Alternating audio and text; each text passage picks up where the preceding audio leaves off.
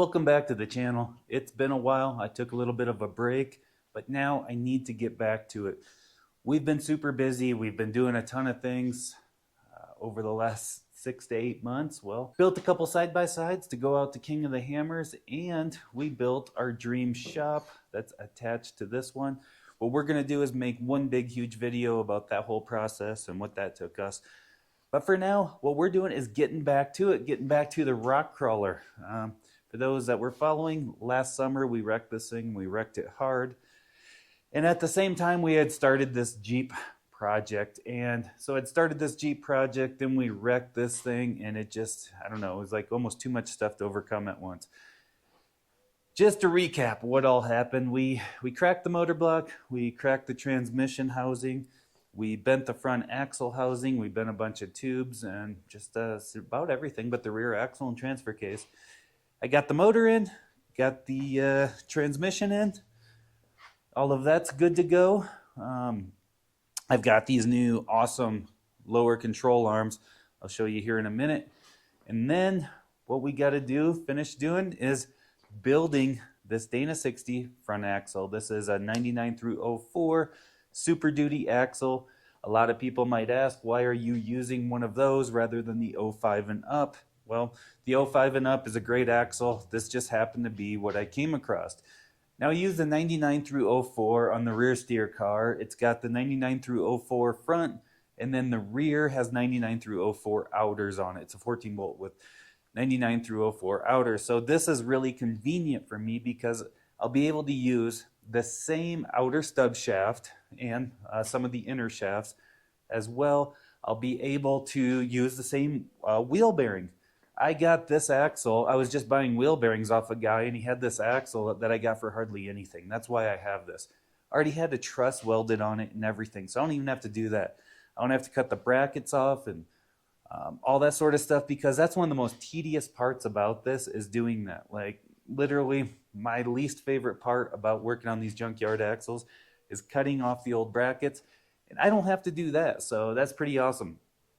Now, anytime I see a good deal on Marketplace for spare parts, I pick them up. So I got some wheel bearings with this. I got some outer stub shafts. I've got flanges, all kinds of stuff. What I have to do now is I'm going to, in this video, going to start welding up the outers. So that's what we got right here. What we're going to do is preheat these. What I do is I preheat them. I throw them in my grill, preheat them like crazy, and then I'm just going to use my regular MIG gun. Not going to use anything too fancy like nickel wire. You can use that. That's a better choice. But regular MIG wire works too, as long as you preheat it like crazy.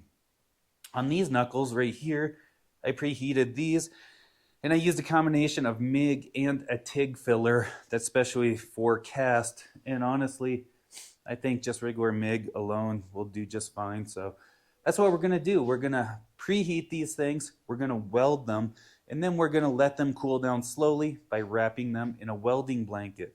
So that's what we're doing in this video. I need to get this axle finished. I want to make a good push to finish this up by Memorial Day, because the sad thing is we wrecked that car last year around the 4th of July. Around that time frame, and still don't have it fixed. So we need to get it fixed. We need to get it going again, because this has just been way too long. All right, step one, what we're going to do is start welding up this knuckle. What I'm going to do to start that is tack this all in place, because this is all just loose right now. And what we're going to do is tack that all together, get it all tacked up, and then we're going to go preheat it. And I haven't tacked, there's an inside to these as well. There's plates that go on the inside. I'm going to leave that open for now so I can weld it all. Then as much of this from the inside as I can. Then I'm going to go back and add that other side plate after welding all this other side, so I can get as much weld on there as I can. I've had pretty good luck welding the cast in the past, as long as I used a lot of preheat and a good slow post heat. You can tell if you failed at it pretty quick, because it will start to crack pretty quickly.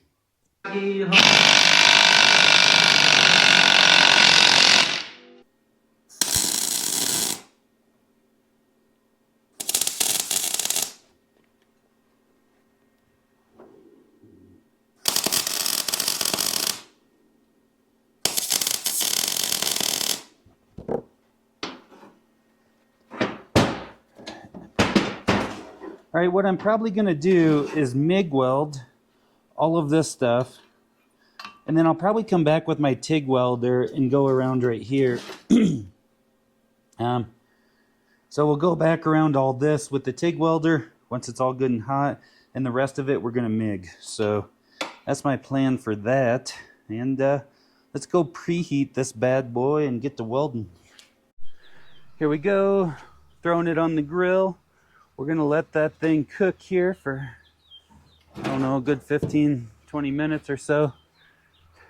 Get real hot. This grill gets up to 600 degrees pretty consistently, so I think it'll be all right.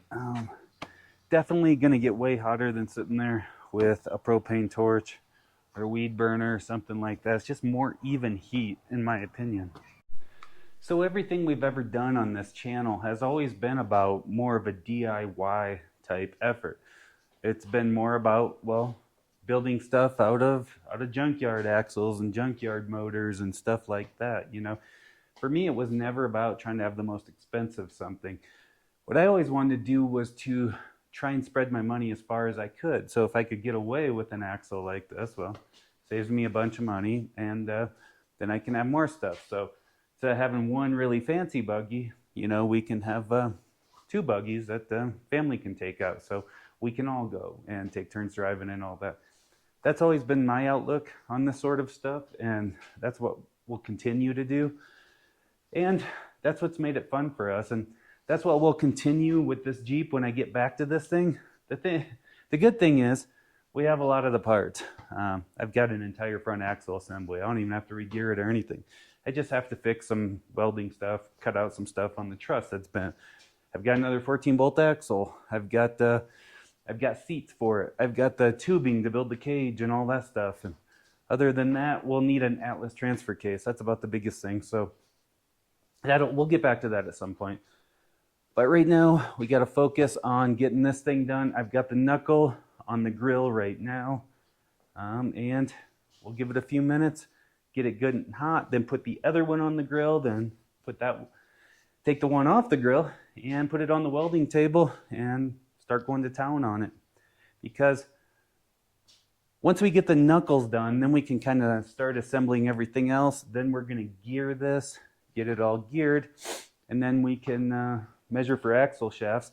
We never change the length on this, so stock axle shafts should fit. So I've got a set of stock axle shafts I'm going to slide in there and just make sure that that's the right length before I order new ones from Brannick. And what we're going to go with is chromoly, not 300M. On this buggy, we use chromoly axle shafts in the front, just regular chromoly. They're really reasonable compared to like 300M. Now that one in the back, it's still 35 spline, but it's 300M. So they're stronger, you know, quite a bit stronger axle shafts. Because this thing's only running a little tired Vortec V6, you know, I didn't feel like I needed to go with 40 spline for our type of wheeling, you know. Feel like if we were in a place like the East Coast, stuff like that, where we needed more wheel speed and more throttle, then probably 40 spline would be what we'd go with. But the truth is, this 35 spline stuff holds up where we're at decent, depending on your driving. What that means is you start to get bound up, you know, back off the throttle a little bit and don't just stay into it, you know. There's times I think you can make stuff last depending on how throttle happy you are. So I'm putting together a list of things I need to order. Now, I still need a cover for this. I still need the threaded inserts for the upper control arms to go to the buggy because both upper control arms were bent. So we got to build new of those. Good thing is those are pretty easy to build. The other thing we need is a clevis kit because I already have a ram sitting right there. We're going to put a 3-inch ram on it just like that. We're going to build a front ram mount just like that one. I've already got that one all figured out. So it's like, all I got to do is copy that one. And then what we got to do for the upper brackets, we need one upper control arm bracket here. And you can see this isn't even. It's about approximately 2 1/4 inch difference across there. So just about 2 1/4. So what we're going to do, on the old axle, it was about 8.5 inches from the center of the axle up. That equates to about a 2-inch tab to the center of the hole. And then so what I'm going to do here is I need about a 4 1/4 inch tab to go from here up to the control arm. I got to get online, do some research and see who sells something like that. Maybe I buy one that's a little bit longer and I cut it down. You know, there's always options like that. So like those ones over there, those are 2-inch ones from I think TMR. You know, there's a number of manufacturers. The ones that were on the old one, those are just very general basic use tabs. So there's a ton of different options out there. So I need one 2-inch and one 4 1/4, and that way I can get these tabs done. On the back side, these came with some tabs already. What we got here. So what I'll do is put them, that's the other way around. This is the other side. What I'll probably do is put these out about as far as I can. I want to move them in just slightly, but with these type axles, even with the cast cut out right here, you don't have a lot of room to move it around. Now on this buggy over here, I moved them in pretty far so that I could do, so I ended up welding it partly to the cast right there. And I had to move it in pretty far for this shock. Now, with these control arms, I can't move them in that far because the other issue we have is these shocks come down, and if these shocks get too close, we'll hit the frame. So we're not going to get the full 45-degree steering that we can get on that one out of this one, but we will get sharper steering than we get out of the Chevy Kingpin axle. That one, I don't know, we're lucky to get 35 or so out of it, but this should turn a little sharper, and we'll probably get the tire into the control arms a little bit, but you know, there's things we could do to adjust that. But that's our goal. That's what I'm gonna do. Get all those brackets figured out. Those are super quick and easy to weld. One thing I hate is I wish more manufacturers would do bigger holes. A lot of them like to do these 9/16 holes, and there's only a few of them that actually come with 3/4 inch holes. I use all 1 1/4 Heims for my stuff, and I also like to use 1 1/4 Heims for top and bottom, and so that's a 3/4 inch bolt. So I always have to go back and drill all these out. It's not a huge deal, but it's an extra hassle. Drilling a 3/4 inch hole sometimes kind of a pain in the butt. What I'm also installing here are bushings for ball joint eliminators. We get rid of the ball joints on the top of these, and we can use a stock, put in some XRF ones or whatever down here on the bottom. That's how most of these places sell them. So, you know, these I used all the way around on the other buggy, and they worked pretty good. So just use a simple ball joint removal kit. That's what I've used on this all the way around. And that's what we got right here. They got a little grease zerk. You just grease them every time before I go. You know, when I'm greasing the U-joints as well, before every trip or after every day of use, I usually go around and grease all the U-joints again and seem to get pretty good life out of them that way. But that's what we're going to do. Same thing there. We're doing a ball joint delete kit on the top and just a regular ball joint on the bottom. It's held up really good like on that one. That one's got over 2 seasons on it now, rock crawling. So where we've taken it out all over the place, and quite a bit, I would say. So that's our plan for that. So we've got brackets, and on the knuckle, you weld in this threaded insert right here for the ball joint delete kit. So that's where I'm going to use the TIG welders, go around this, and then the rest of it I'm going to MIG weld. All right, it's getting good and warm. Unfortunately, the grill, the junk burning off, leaves a little bit of soot on there, but probably just take a wire brush and kind of clean that up before I weld on it. But yeah, it's getting really good and warm.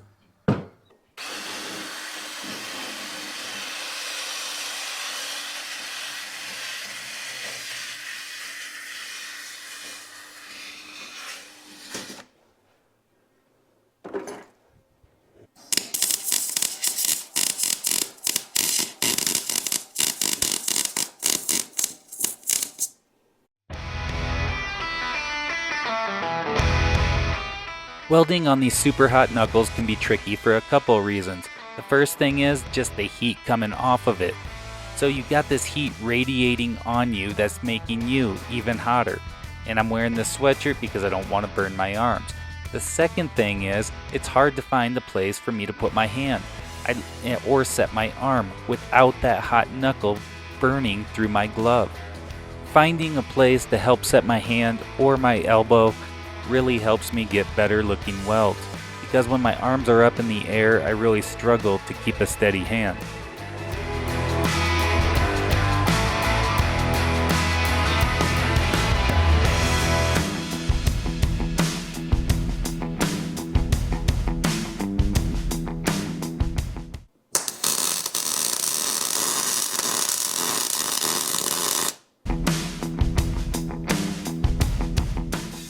I keep rotating the knuckle around to spread the heat evenly.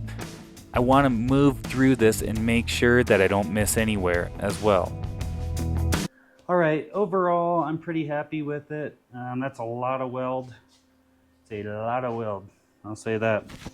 But yeah, I was gonna TIG that part right there, but I decided I didn't want to change welders in the middle of this. Might need to add got a little hole right there, but then what I'm gonna do is throw it down in the welding blanket, let it cool down. I am sweating like crazy. Leaning over those 600-degree knuckles or whatever they are while you're welding on them, making them even hotter, it takes it out of you. It's hard to find a place to set your hand, because even through my thick gloves, if you set them on the knuckle at all, the heat transfers through there, starts burning your hand. It's hard to find good hand positioning, all that sort of stuff. And it is smoky in here. I better get some ventilation going on. But yeah, that was definitely what we're gonna do. Is let those sit. We're gonna let those sit, slowly cool down, and then we'll come back and check them. All right, so let's take a look at the finished product. We got the knuckle on here. I was happy with how it turned out. We got the bottom ball joints pressed on there. Everything cooled down nice and slow. I don't see any cracks in the weld. Usually if you didn't do it right, you get cracks go right up the middle. Got the ball joint eliminators up here, and yeah, I think it's gonna be all right. So now we get to start working on figuring out our ram mount, which will be a separate video. We also got this side over here. And there we go. I got a little weld splatter over here. I was spraying the anti-splatter stuff, but I think it burned off. I think I let it sit there too long, so I got splatter. The other side, I was quicker about it, so